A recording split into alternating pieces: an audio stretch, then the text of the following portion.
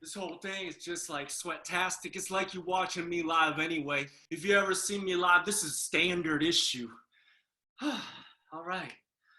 Thank you all so much for listening. And now, I don't know how this goes on a computer, but I just want to tell everyone, I want to introduce y'all to a really good friend of mine, someone who I would not be here today if it weren't for him, not just as a creator, but also as a person.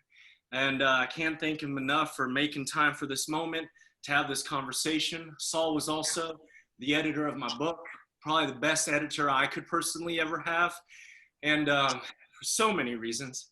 So thank you, and everyone, please put your hands together for Williams. What's up?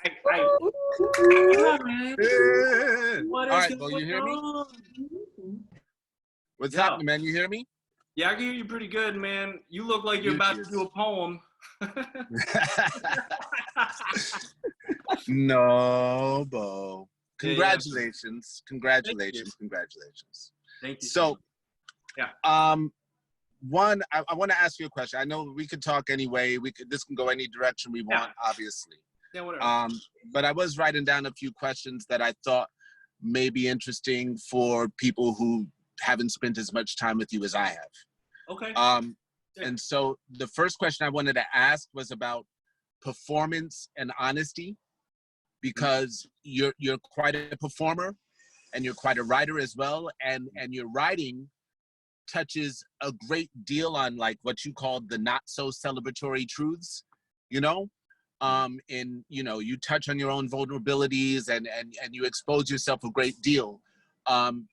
Yet, and I don't know if this is a yet, but you also perform with a level of confidence and this voice that someone might think that you were putting on something, or they might think that you utilize it in a way to inhabit a space and to feel stronger than Beau off stage or what have you. So I just wanted you to say a little bit about your performance voice and the honesty in your writing and where those two meet.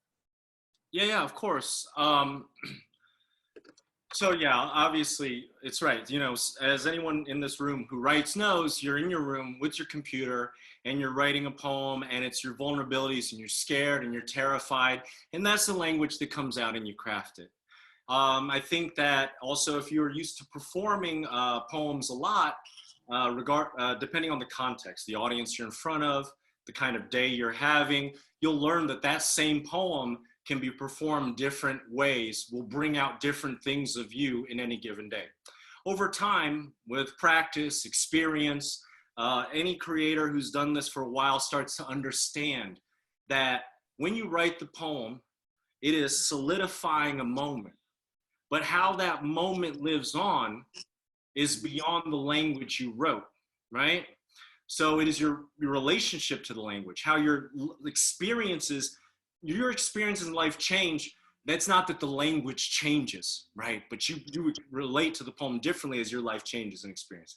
So as you perform the poem more, your relationship to those truths change, right? So all the things that I'm ashamed of, that I feel guilty for, weak, pathetic for, right? I had to get to a point, like a word like has been. I've heard this word a lot about me. And, I really internalized, let it get to me. But then I learned that as I grew into my own, how I said it about myself has been. It's not about something I once was that I long for, but something that I once was that I left there, right? And so that is kind of the evolution of my relationship to the truths, to the things that I wrote. Now, on another level, for folks who really, really perform, as you know, language, pace, nuance, tone, it allows the opportunity to create contrast and layers that did not exist in the language, because most readers have a relationship with words that when you perform them may help them break their relationship to that word, to that sequence of language, to that perception of choice. Make sense? All right. Thank you. My next question. Yeah. I don't know if everybody knows this, but I know this. You're from Oklahoma, Beau. Yeah. You're from Oklahoma. Yeah. Pre-'80s, Yeah. pre-internet Oklahoma. Yeah. Right. Yeah. South side, And more Oklahoma, southeast Oklahoma City. Right. yeah, you know, Southwest. and Southwest. aside from the fact that this is an extraordinary day in American history and in Indigenous and Native American history because of what was, you know, what the Supreme Court had to say about Oklahoma and Indian territories and treaties and what have you, I just wanted to know a bit before we go any further, because I think this also had something to do, a great deal to do with the type of friends you had and maybe the type of insecurities you may have developed or what have you, or not. I don't know. But what, just say a little bit about what it was like growing up and going to school, because I met you when you were 19, right? Yeah. As a freshman at NYU. Right. But before then, you were in Oklahoma. What was that like? Yeah. You know, I think I'll say a couple things. So one, like a few months ago, 6 months ago, 8 months ago, my mom was like, you know, just be nice to him, be friendly. And I said to my mom, yo, why are you telling me to be nice to all these white people? That's the shit that makes me then get into their world and I don't even see myself. And then my mom literally said, this is like 8 months ago, I'm sorry. It's just something I did so that I was worried you wouldn't be safe. So as a child, my mom was cooking crazy delicious food for all my little white friends in elementary, middle school, inviting them over to play Nintendo with me, all so that I have an insulated circle of not getting beaten up all the time, right? Because there are other, you know, sometimes I frame it like I'm the only Asian American kid from Oklahoma in my high school. That's not true. We also had refugees from the Vietnam War and their families coming through Christian means, right? So I could see as point of reference that treatment. You know, I could see what harm awaited me should I not play into these things, right? And I laughed off so many stereotypes because who are you going to be the one person in the group of white kids to be like, no, that's not a joke, especially when you can't go to another group of kids or whatever. Like the internet didn't exist. I don't know how to impress that on people enough. The internet did not exist. There was no opportunity for me to say, hey, this is fucked up. Who do I go to? People were around me. Another thing that was really wild about it is I used to be driven towards wanting to be Benin because I thought that was the way to get to the MTV Beach House, to go be on TRL. You know, like, you know, MTV really got me strung out on some really bad ideas of what great living was, you know? And that's cable television as the false dream for the isolated lonely, you know? Weren't you planning on becoming writing television shows? Was that your goal actually when you were in school? No. I went to Tisch because I didn't know what Tisch was. So when I was in Oklahoma, I signed up for Tisch because it said dramatic writing. There was no poetry program, or I would have signed up for that. So because there was no poetry, I just signed up. And when I showed up, actually, is when we used to sign up for classes, right? So I showed up and they're like, hey, you actually in playwriting, screenwriting. I was like, I don't want to be in that. I want to write poetry. And they're like, okay, you can transfer to poetry, but you're going to have to take some science and math electives. And I was like, keep me in dramatic writing. And I just literally, to avoid science class, I stayed in dramatic writing. Now, so wait, then when did you start writing poetry? 15.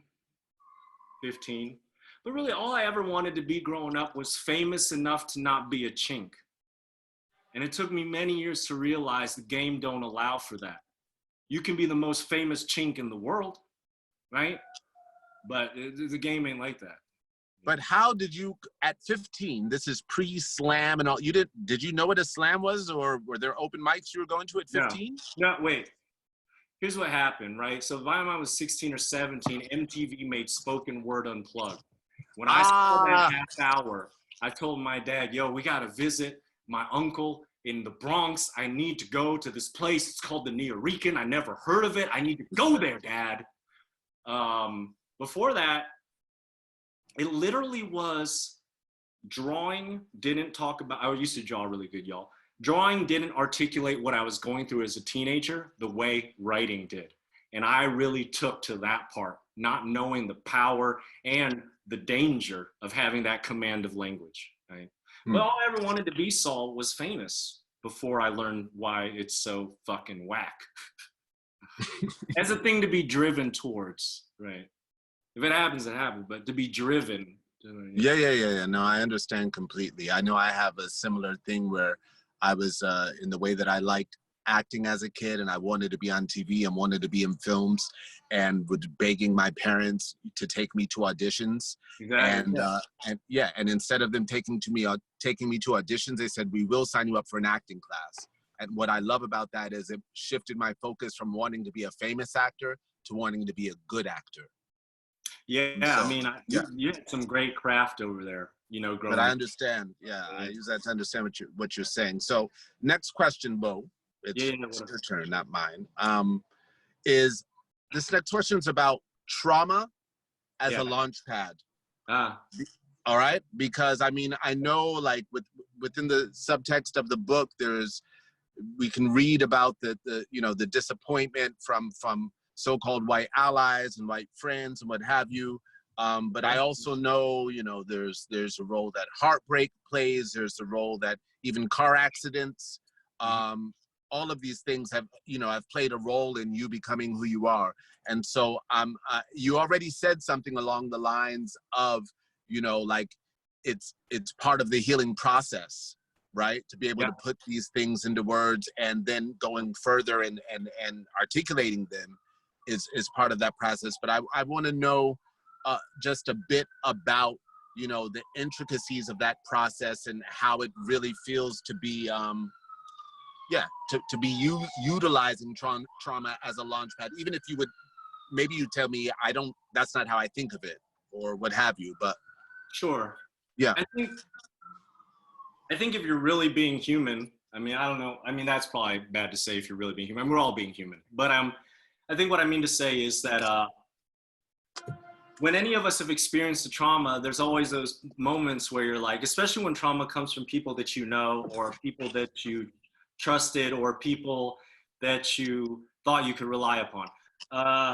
There's always that part where you think that you're going crazy first, or that you're not allowed to have it, or because they're telling you it's not a big deal, you should treat it like a big deal no matter how you feel or how inactive you become in your day-to-day. So I think as I go through those phases, it takes actually a while to get to acknowledging this is fucked up. Now, because it's taken so long, because so much of listening to my experiences denied me from these things, it takes me longer. To deny everyone the traumas we inflict on others is really slowing up the process, I believe. And so, as you know, Saul, there's actually multiple versions of this book. There are 2 or 3 versions of this book no one will ever see. Yeah, that's another question, Beau, is what happened to all the fucking poems you threw away? You threw away more poems than are in the book. I mean, I know for a fact how many fucking poems you threw away. What's up? Yeah, keep going. Yeah, no problem. So let's just use an example of a poem that I used and talk about poems I threw away. So the poem I used, I have a poem in the book called White Friends Be Like, okay? And it's just this idea of, I really learned, like, why do I have to talk about all white people? That's just fucking boring as shit, and who needs that? I'm just gonna talk about white friends be like from the perspective of white friends that I've had. I'm gonna stay in the realm that I've experienced, right? And the versions before this are not called White Friends Be Like. They're called something much more vicious. And the content is much more destructive, much more, you gave me this pain, let me unleash the fucking monster in me on you. And that's a phase 2. And a younger me would have said, look, I'm gonna win a slam at this phase. Let's go out there, let's go win nationals. I'm 22, fuck you poems do really well because white guilt scores high, right? Now, me at 44 is like, look, I lived this enough. I can hit someone in the face for hurting me, and all they're gonna know is that I hit them in the face, right? I gotta be smarter, more creative. Even if all I want to do is say, you motherfuckers, can't you motherfucking see this motherfucking shit? I fucking gotta live this motherfucking decade of my fucking life. As much as I want to do that, it's not constructive for me.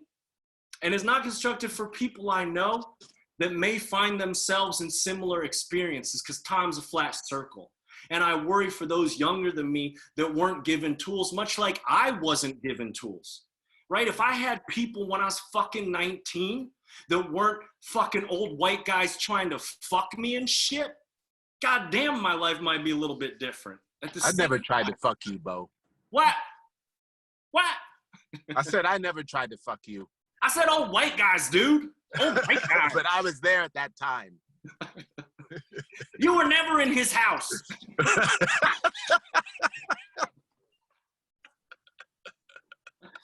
Yeah. Crazy shit, y'all. Crazy shit. Like, as a young age, like, to wake up at 35 and go, oh my God, all those white guys were actually trying to fuck me. That shit fucked me up for a long time. So, anyway, it really did. That really messed me. I thought they were all trying to be my friend. What? So, that being said, now let's go to a poem I didn't use. So I have this other poem, just literally generally about my experiences with white women. And what I learned as I wrote iterations of this poem, I hadn't earned my understanding yet. Not enough to share with the world, because this is why I tell everybody I work with anyway. Most of the poems you write are for yourself, not the world. And you get to a point where you're ready to share something, but it takes practice, it takes work. So I didn't come to a full understanding on poems like that. So it's not that I've given up, it's that now more than ever in my life, a dope feeling does not incite me to feel like, oh, I'm now entitled to share this with the world because I had a dope feeling about this. Now I feel like if I share this, I have to have earned to a degree what I'm sharing, you know? Hmm. Yeah. All right. And look, Saul, if I totally sound like a crazy person or like a person that doesn't make sense, you could just tell me, it don't make sense what I'm saying. No, not at all. No, I understand what you're saying. Okay. So here's the thing. Yeah. Now you could be making some of your white exes or friends or whatever, uncomfortable with the stuff that you're saying in your book, right? Sure. But from my estimation, maybe not uncomfortable enough. Right. Like, right. Yeah. Yeah, I still, basically what I'm saying is I still think you're being very nice. Yeah, you're right. You're still being very nice. Right. Within the context of poetry. So I just wanted to ask do you feel any need to speak any more specifically about what led to some of these poems outside of the context of poetry, Yeah. Let me say a couple things though about the whole nice thing. Part of why I spent a couple years on this book was I thought I could do a definitive work. And what I didn't understand till recently, as I was really writing it, that it was about providing myself a moment that was a pathway to the next, right? And I wanted to include poems that had earned that moment. And I wanted to also recognize that you may be talking, you Saul may be talking to me every week. Most of the world does not know where I've been at creatively, personally, internally for many years, because I haven't really been open or vocal or present about that. So in many ways, this book is an opening act for everyone that ever was into my stuff before, that was into that stuff like When I Get the Money type shit. And it's also an opening act for all of the folks that are just being introduced to me. And it's also an opening act for all the white people I've ever known, and a test for them, because I think what they don't know, it's not that I hate them, and it's not that I want them to pay or anything like that, whoever they may be. But I will say this. I never signed an NDA, and y'all should have been more considerate of me. That's what I'll say. All right. All right. I want to know, because I don't know if everybody here knows this as well, that, I mean, you have a very strong physical, spiritual discipline, you know, every day. Sure. I mean, you know, not only that, but you teach self-defense, knife work, you know, all of this stuff, you know, all of this sort of the Tai Chi, all of the healing practice that you do on a daily, regular basis for years now. Okay. How does that feed the thought process, the healing process, and the poetry? Oh my God. Okay. I love this question. I'm prepared for this. So let's just go into stretching. Well, let's go stretching and then go to knives. Stretching real quick. Oh my God. 3 things I fucking love about stretching that I've experienced. And you got to stretch right to even experience these things. Number 1, fucking finding memories that I did not previously have. Like in parts of my body that get released, memories emerge. It's crazy, Paul. Okay. Number 2 with stretching, opening up my choices from being a limited range of motion, translating outside of my physical. See, I'm real comfortable with my feet like this. So once I stretch and open up my hips to allow my feet like this, right, my options are way greater. When I'm like this on a wide stance, I am very much sturdy in a stability, but I don't have a lot of rotational hip movement, and I don't have a lot of sort of live in the moment movement allowed. So I had to retrain my fucking legs at the hips, at the core, not at the feet first, at the core, right? Then the anterior line of my musculature, and then my ankles and heels, and then the bottoms of my feet, which I love because, y'all, I was born with flat feet, and in 10 more years, I might not have flat feet on my work. It's amazing, y'all. Okay, now knives. I'm so excited about this. Knives. This is what I like about training knives. A, never use that shit, y'all. You ain't that good. No matter how many things you learn off YouTube, you ain't that good under that kind of stress with strangers actually trying to fuck you up. Don't carry one. Don't take one out there. It's not advised. And it's hard to justify lethal force in most situations, especially if you're not a white person, period. So that being said, things I love about knives. 1, I learn about how I fucking bite on distractions I shouldn't bite on, and I should wait for real threats. 2, I understand that I don't have to be so demonstrative to avoid danger. I just have to not let the blade strike me. Doesn't have to be 10 feet away. Just ain't got to hit my body, right? 3, I've understood the scale of things, which helps me in my life. Because, you know, I have a hot temper. I could just blow off because, oh, I'm hungry and I didn't get fed. I'm going to just pop off in the middle of the street. But with knives, I've learned the scale of response that is sort of, that is justified, basically. That like the other day, a year ago, I was at a poker game.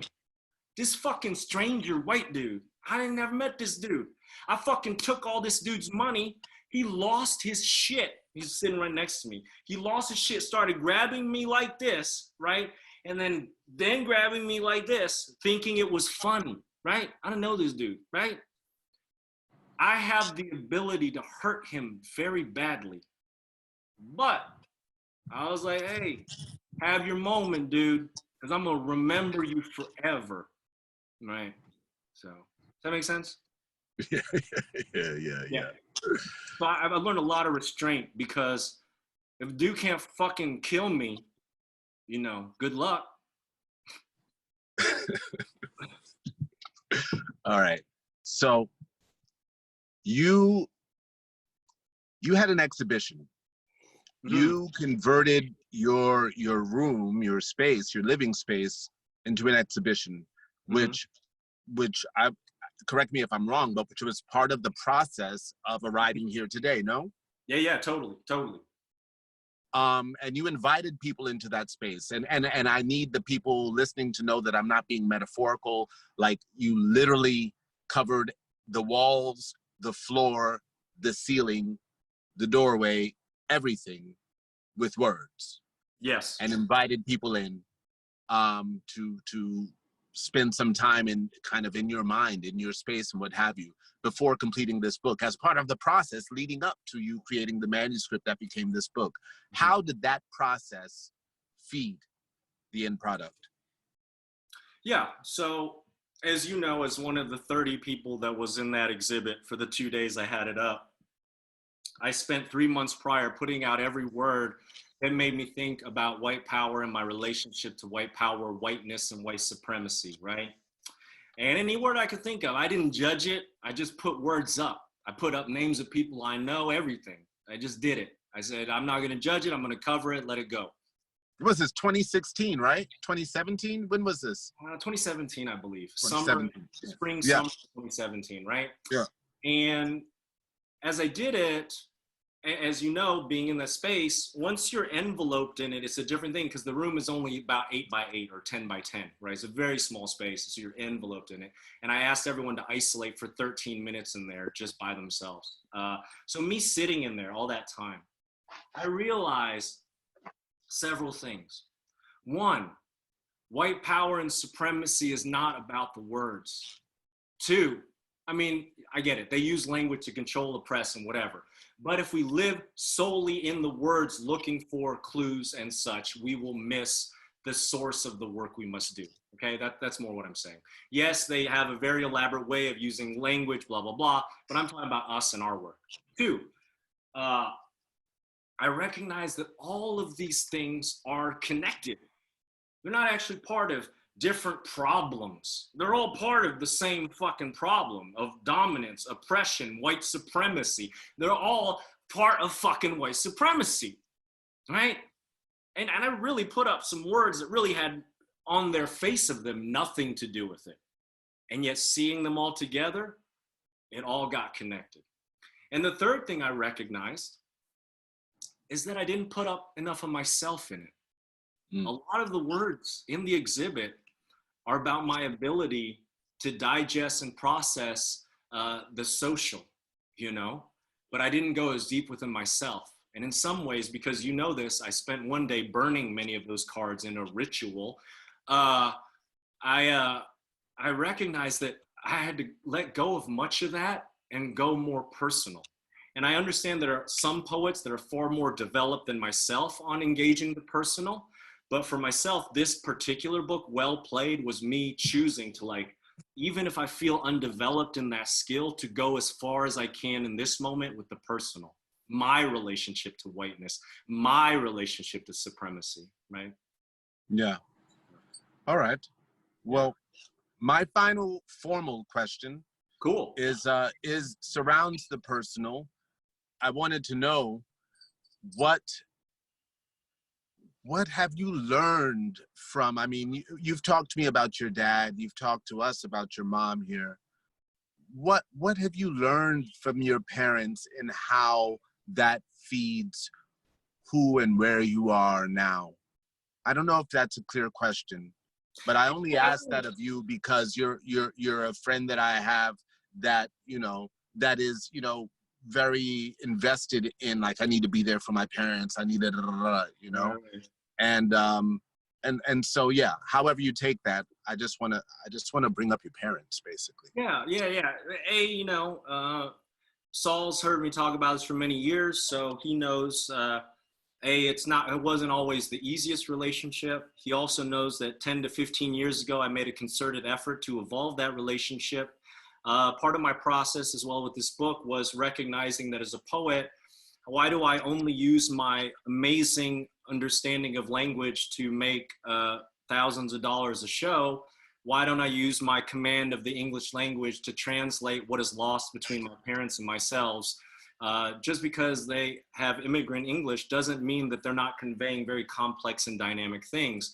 So I decided to apply my abilities to understanding and building with my parents. And in that process of years, it's been quite remarkable because I've had really difficult times with them. And I'll say this, I think I've learned from them You know what's funny? I grew up just like the Breakfast Club, not wanting to meet my parents. And what I really learned is that they're giving me insight. If you really allow yourself to take your parents in, and maybe this is not with every parent. Actually, let me qualify that. We all have different parents. So let me just say what I did. I chose to take my parents in at a different level. And what I recognized was all the similarities I've shared with my mother and my father are not our lack, but rather how the lives we experience has led us to behave these ways. And that they were giving me insight on how to grow out of behaviors that they didn't know they were passing down to me. That's one. Number two, it has been tremendously healing for myself to provide my parents a lack of judgment and shame for who they are as immigrants in America that I didn't know I could provide years earlier. Meaning, I didn't know till about 7 years ago when I started saying this to my dad, how much this would affect him. And I did this again when we went to China, actually.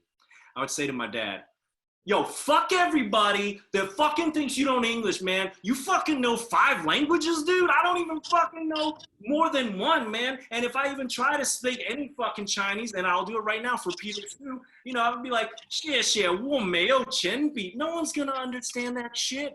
It's fucking garbage.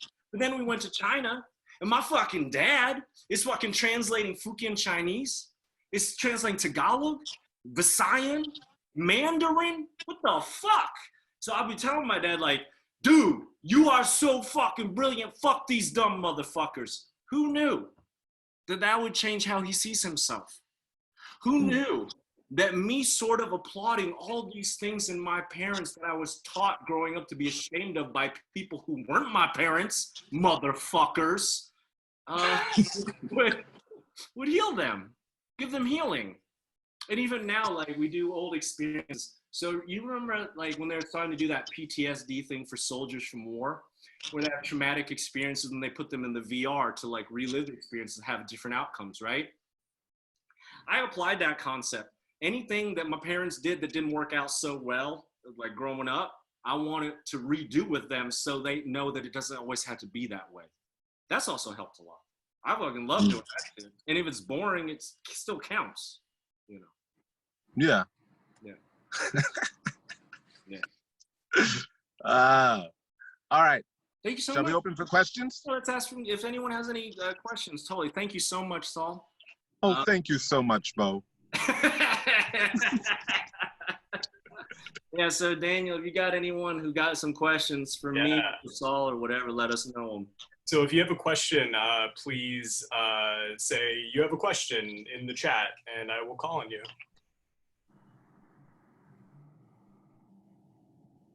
Oh, before we get into questions, before you tell me them questions, yo, if you identify or been told that you are white by other people, right? If you identify yourself as white or been told you're white by other people, and you already have my book, please consider buying my book for your problematic white friend that we all know you have. Thank you. All right, so Javier Martinez, you are up. Please unmute yourself and ask your question. What's up, Beau and Saul? Thanks for tonight. Brilliant stuff. All right, so my question, Beau, you talked about how you have to earn your understanding. Yeah. And so you were saying that in terms of like poetry, like you have to earn the understanding of the poem. Sure. Could you talk about that a little bit more in detail about the process that you have for earning the understanding? Because as an English teacher, like I teach my students that writing is recursive. Like the more you write, the more you learn about yourself. The more you learn about yourself, the more you want to write. Mm-hmm. But when you take this idea of like earning, it becomes like a process of an exchange. Right. Like, do you pass a test or something kind of thing, right? Like, Well, how do you? Like the poem is outside of you at that point. Right. Like, yeah. I love that phrase. Yeah. I'm going to use it in my classroom. But like when somebody's like, well, where did you get that? I'm obviously going to attribute to you, but the students are going to start asking more questions, and I want to be like, well, this is what he said. Okay. Okay. So for me, let me just, reiterate this. I don't think you have to have understanding to write, because you just got to, because, words in your head be spinning in your head. You got to type them out, whatever you're at. What I'm talking about is when I choose to share that writing with the world. Right. And so, for instance, what I was telling Saul was I had written this poem, but I written 3, 4, 5 times, and I did not get to the point I needed to get to hit as hard or as deep as I wanted. So I didn't put it in the book. I didn't share it with the world, but I kept writing it. Right. So what I mean by earn your understanding is this, and that's for sharing, not for writing. First thing you write is often your first reaction. How often when someone punches you in the face is your first reaction very good?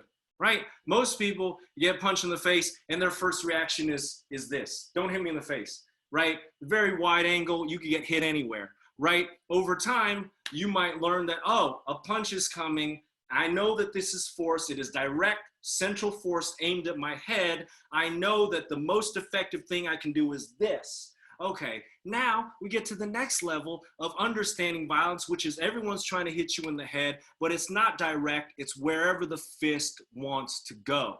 And then you have to understand how blocking wraps around this idea of violence versus a single type of punch. Now it's understanding. At first, you're reacting to a punch. At second, you're learning that this is what a punch is. At third, you're going, oh, a punch is a reflection of violence, and this is what violence is. Does that make better sense? Right? It's conceptual, right? But it's like reaction, detail, concept. Now you understand better. You know what I mean? The next question comes from Masaki, who asks, what was the inspiration to go so deep and hard? You represented hard. Oh, cool, cool. Hey, thank you for the question. Thank you for supporting my work. I don't know if I went that hard. I think that I went harder than I publicly have in the past. I think that there's still a long way for me to go. I just believe I kind of, once again, like I said, earn the next phase. So I've cleared out what well played is, and now I'm setting space for the next book. And don't worry, I'm not going to say any details of anybody I know. It's not an expose book, but I haven't shown y'all how hard I can go. Like, I may have shown y'all that I can cut through flesh, but I haven't shown you how close I can get to the spine yet. Kwudi, who I think is Shakwudi, has a question. It is me. Dang, what's up, man? Yo, I love your album, dude. I listened to that shit yesterday, man. This dude right here asking a question has a fucking unbelievable album. No fucking, like not even like gas you up to get your sister to be nicer to me or some shit. Like actually fucking amazing album. This, I don't know how it's coming out, but yo, someone put this dude's IG in this motherfucking chat computer shit. So when his album comes out, y'all, Saul, you gotta hear this dude's album, man. Hey, then it's good, dude. That I really appreciate that. This is not my space, and thank you so much. They gotta know how good your album is. This shit affected me emotionally. Do you know how hard that is? Fuck, man, you're really killing me right now. On IG. Wow, I don't know if it's out yet. Thank you. It's not out yet, but thank you. I love the pieces. I had 2 questions. I'm trying to choose which is the best one, but I think them both. I know you. Just I think the bigger one for me, and maybe the one that hit me harder, is how has your battle come along with your niceness? I identify with that. I identify with I feel like I've lived my life wanting all people around me to feel good, and that also means coming out of my skin a little bit. That means maybe placating people who don't deserve to be placated or supported or whatever the case is. And so how I feel like maybe when we have like remained nice, it's because we feel a natural attraction to being nice to people. So I guess the question would be, do you feel naturally attracted to niceness, and has that been frustrating for you as an artist? Yeah, so I would say that when I was growing up, and we would go to Sizzler when I was 8 or 9 years old as like a treat every now and then. And you know, we couldn't have stuck out anymore going to Sizzler like that. And what I saw worked on all the servers that came was, as a child, my ability to say, oh, yes, may I please have the salad bar? And I would like the prime rib, medium well, with a baked potato fully loaded and a side of the spring vegetables. Thank you, please. Like, my ability to do all that shit in my voice affected how people treated us as a family. I learned that, right? And so I learned that as invisible as I may have felt, there was this sort of ingratiating niceness that could actually get response and actually prevent people from punching me in the face, which is like one of my big things, right? But what I learned as I entered my 30s, and this is about living in the collateral harm of not being taught what to do with power in my 20s. Thankfully, I never got a lot of power. God, thank God. Thank God I never got a lot of power. Because in my 20s, I still regret a lot of that harm that no one taught me how to deal with through not being nice or kind because of power. And, you know, I'll spend the rest of my life working with that. So this is what I've learned, dude. For me, kindness is about me being my strongest fucking self. The most powerful I can be is when I am kind. Is when it does not anger me to let someone have the right of way with it. Now, so someone disrespects me or whatever, do I still work on it? Of course I still work on getting cut off on the 405. Of course I still work on people in the grocery store thinking I'm not there and just walking right through me and shit like that. At the same time, I have such a personal confidence that I've worked really hard on to not be seen as their appropriate acknowledgement of me determines my behavior. I don't want them to determine my behavior. If I pop off, it's because I got purpose. If I choose to throw down, it's because I have purpose. Not because they got my goat, not because they fucking pushed my button, or not because they got me on my insecurity. Fuck that shit. Now, here's another thing for guys like us, dude. I just learned this recently, and I'm at the beginning of this and learning it, dude. Boundaries, man. Like, we gotta stay kind, but we also gotta protect ourselves. We gotta be kind to ourselves. Boundaries. Kindness to myself. Kindness to myself to not walk into places where everyone's gonna fucking sort of shit on my kindness and think they can just pull from an endless well, right? Does that give you some clarity? And by the way, let's just talk about this more in depth off this fucking Zoom thing another time.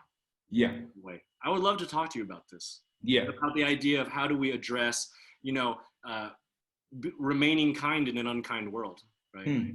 Right. Yeah, that makes. Of course, I think it's helpful to see other people see you identify as such. You know, like it's helpful for other people to be like, you've been a kind guy. Got you. Yeah. Thank you. And also thank you, Saul, man. You're a sav. I don't know you as well as I should, but Saul, you gotta know this, dude. You're a big legend over here. But I'm gonna mute myself. Thank you, Beau. Thank you, Saul. Thank you. Shanaka Haj. We only do sibling double teams. Like Cootie taps out and I tap in. Same outfit and everything. My question, thank you both for sharing. I feel like I've also been privy to the process. And so my question is reductive because it doesn't speak to the entirety of the process. But I want to talk about Protect Black Women and successful ways you've wrestled with forefronting Black women's trauma without profiting from it, performing about Black women's trauma. And the poem has a bit of transaction, especially in the last line, that all ships will rise or all entities will float if Black women are protected. So I wonder how you can speak, how you choose to speak, and what tactics you use to be respectful to Black women in the process of forefronting our trauma. And conversely, what Black women can do to forefront our allies' work, particularly Asian American and Asian Americans' artistic work in reciprocity. Oh, so, I mean, I definitely, don't ever want to make $1 off that poem, and it would just rather give all the money away. And I even, when I put it on IG, I didn't want nobody to see my face, because that's not the point of it. I don't have a definitive, but I can tell you some things I've been working on lately, some things that are important to me that I get a lot of value from. So one of the things I realized is, why should I charge Black women ever? So I decided that, so I'm doing this thing that I can't say on Zoom, so I'll tell you later, then it's going to be free to Black women, right? And then secondly, I realized that as a resource, and you know this as a writer creator, there are so many things we earned lessons-wise going through the experience of making it, earning a living, stuff like that. So I realized, and that other thing is, why don't I just reach out and offer services to those who are not, who are just coming into their own, things that they would need to look out for moving forward. Like, I guess a quick example would be, hey, and you'll know this, hey, this nonprofit likes my work and wants to work with me on stuff. Because we've been to that rodeo many times, we each have an opportunity to tell people that. And some of the people I know don't have the same community network, so I try to provide that. Third, I think that, you know, I'm not fully in the Asian American Pacific Islander community, but I am around a lot of folks in that community. And I think that being around all the different types of people, whether it's like AAPI Hollywood, AAPI Nonprofit, AAPI Theater Arts, there's always rooms and conversations where blind spots are revealed. And how can I reveal those blind spots to others in a compassionate way, but that also leads to more than affirmation. And that's for myself, right? So even for myself, one of my cultural things for me is that, not that I get the work done, but let's see how close I get before I die.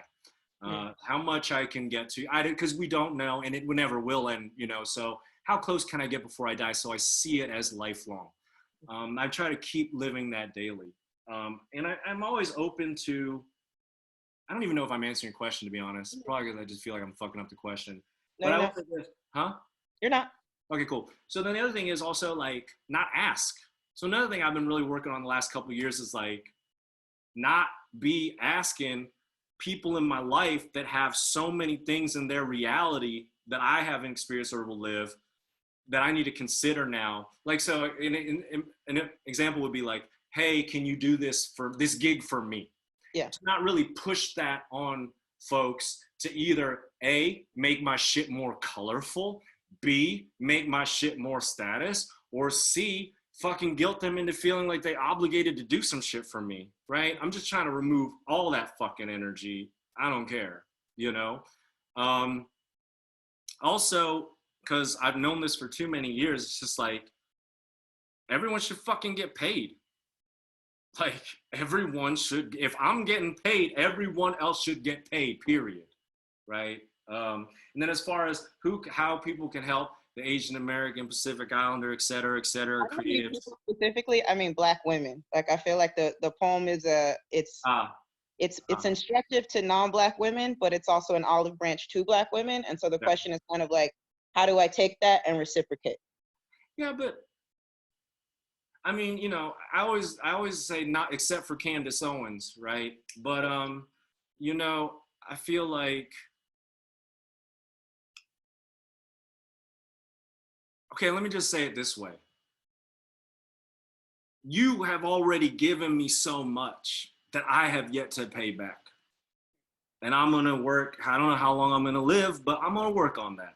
And I'm gonna get creative about it. And I'm gonna be better, you know? I just wanna be driven to always be evolving that shit. But in general, I like that idea, right? It's like, you know, McLeod does the 30 seconds on one leg, closed eyes, proprioceptive awareness, right?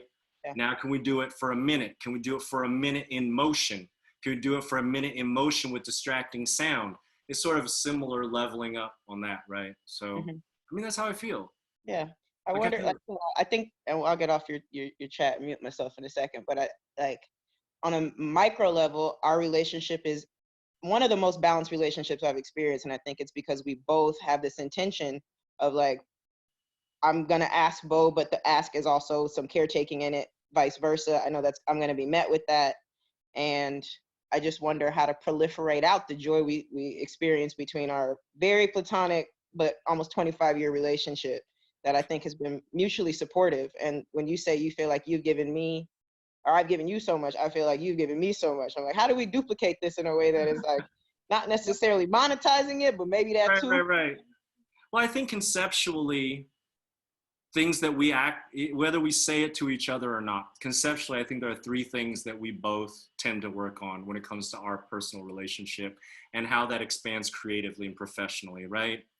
I think number one, we consider each other fucking dope artists, not like, oh, she's a dope black poet, Yeah. or like, yo, this is the king of Asian American poet. Like, it's not like that, huh?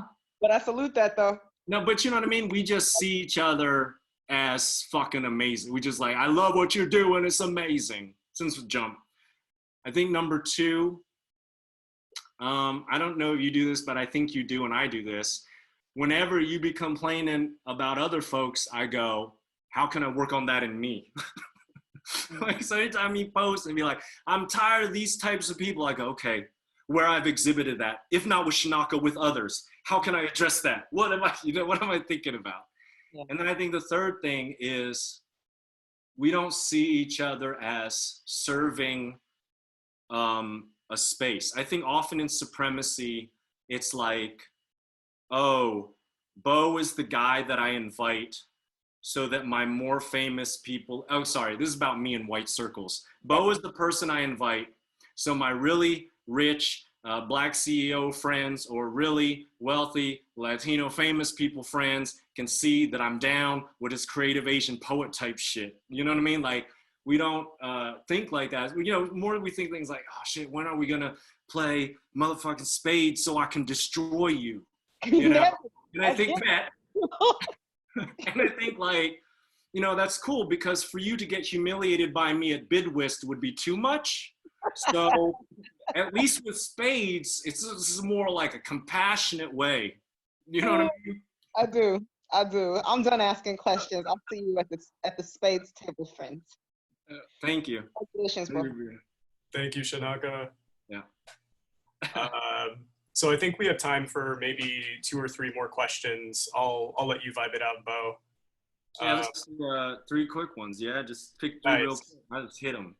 So BGK asks, can you describe a bit your daily writing practice? Sometimes I do, sometimes I don't. Nice. Jessica Salgado has a question. Cool. What's up, Jessica? Hello, can you hear me? Can you hear me? I can hear you, yes. Okay, I'm not camera ready like your beautiful face, but I just wanted to one say congratulations. Thank you. I'm honored to have been part of the reading you did when it was White Power, and then now that it is well played. So it's beautiful to see it come full circle. But anyway, so you're someone that I've always admired for your beautifully unique mind and your unique perspective and your unique performance, and just Beau is Beau, nobody else is Beau, right? So my question is, when you're creating a large project like this, what are you consuming? You know, in my own writing process, music, TV, the books I read, everything is moving me forward in my work. And I was wondering if that's what you do for yourself. And if you do, where do you look for inspiration? Like, what do you consume when you're creating? Yeah, right on. I think, you know, as Saul indicated prior, for this particular project, I created a whole art exhibit as part of that process.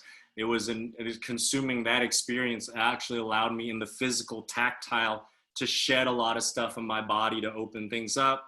Also, I went through a phase where I just watched, so there's this aspect that I'm working on to get further at, which is how was I conditioned to enjoy a 90s that would be harmful to the future, right? And so as a child who loved 90s, 80s movies, TV, I've reconsumed that stuff through the lens of the person I am now, because in my memory, I see those things as beautiful, amazing, funny, awesome. In reconsuming them, it has helped me to sort of start going on this road of what is it to be conditioned away, and then to not just say I'm going to grow, but go through the ugly process of seeing how much growth you actually need through all the shit that actually condition you. So I've seen a lot of 80s, 90s shit, like Red Dawn. Yeah. You ever see 80s Red Oh Dawn? my God. It shit is No, different when you're old. So it's what, because, you know, it's like the ultimate Cold War propaganda shit, right? Right. And then another thing, like, this is just, I think everyone's different, right? Before COVID, I was really training with people, feeling their body, like, you know, headlocking me and cutting me with training knives and hitting me and me hitting them. Something about that clarification and that organic stuff allowed me to be more playful in this book. What I didn't know was part of what fucked up my writing was psychologically second guessing myself all the time. And how I got to writing this book was having to force to really respond to real threat, helped me just let go of thought and be like, oh shit, something's coming towards me, address, deal with it, right? And so then that opened me up in the writing part to be like, look, I can't fucking second guess, I gotta go there right now. Fuck it, I'm going. And that just helped me mentally. And this for this project, I particularly needed the tactile to shed a past. I needed to consume all my conditioning through cinema content and stuff to really get a sense of how much growth is there that's maybe needed. And third, I needed a mechanism to erase self-doubt that wasn't thought-based, because I can outthink myself back into self-doubt, but I can't outthink a knife. That's beautiful. And I just also wanted to acknowledge that you said such a beautiful line outside of reading your poems, and you said, I showed you I could cut flesh, so now I want to show you how close to the spine I can cut. Yeah. And that's going to be, if you ask me for a blurb for your next book, I'm giving you your blurb back. So bye. Thank you. Thank you so much, Jessica. I love your poetry. Someone put her IG in the chat too. If you don't know her work, you need to buy her work, and you need to understand her voice. So also watch her shit on YouTube. She is somebody that I study. What everyone who knows that I perform knows, that I'm really good at this. Yo, and then you don't ever want to know. Jessica helps me understand the gravity of allowing a line to fall on your ears. Right? Beau, don't make me cry. Thank you. Okay. You're the first poet I ever saw perform live, so I love you. Bye. Thank you, Jessica. Thank you. Peter Sue, you are up. Last one is Peter. Oh, Peter, you the all last right. question. Congratulations. Thank you, man. Thank you so much. This is so cool to be a part of this. Yeah, I guess you talked about a lot about, you know, your personal process, and you know, I feel very fortunate to have like seen that exhibit, been a part of that. And then you're talking about, you know, shedding the conditioning, and like I remember the book, you know, it's gone, like I remember it was like, yeah, white power, and it's shifted. So I'm curious, like, what was your intent with this project? And what? Then your intention with this project? And then follow-up questions like, how did you know you were done? Because like Saul kind of talked about all the poems you wrote and threw away, and so I'm just super curious, like the intent, and then how'd you know when it's like, okay, this thing's ready to go? Sure. So, one, let's be real. I had 3 intentions. Number 1, arrogantly believing that I could write a definitive fucking manuscript of poems addressing everyone's relationship to whiteness. Total fail. That was number 1. That was my early intention. Fail. 2, I needed money for rent, and I was able to acquire an advance for this manuscript. So that's 2 intention. I needed to literally survive, because I tend to not be very good at other types of jobs. And number 3, I wanted to finally be free and not burden my friends with all of my pains and shit about other people in my life. I realized that's my responsibility. I need to take that road more seriously. My sister, Melody, is too tired of hearing me vent and bitch about all these folks. I need to stop this or calm it down. Now, in the process, which helped me, the intentions that helped me finish the book are these. One, the recognition that supremacy wants me to be definitive in the moment. So I said, fuck you, supremacy. I'm gonna be the moment into forever. So I realized whatever I write for the next month and a half is the book. And so from basically the end of August to mid-October, I wrote this whole thing. But just like a wedding, I put in something old from a prior reading. Because I wanted something old, something borrowed, something new, something blue. What's blue? You gotta guess. That's right, metaphor.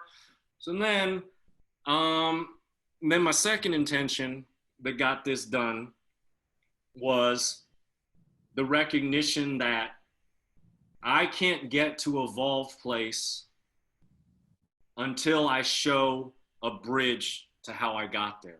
So to me, in many ways, this book is more of a bridge to the place I'm trying to help people arrive at with me in the next thing I work on, right? And then the third reason is literally the feeling of time. I sacrifice a lot of things, but because I do those sacrifices, I have a sense of time.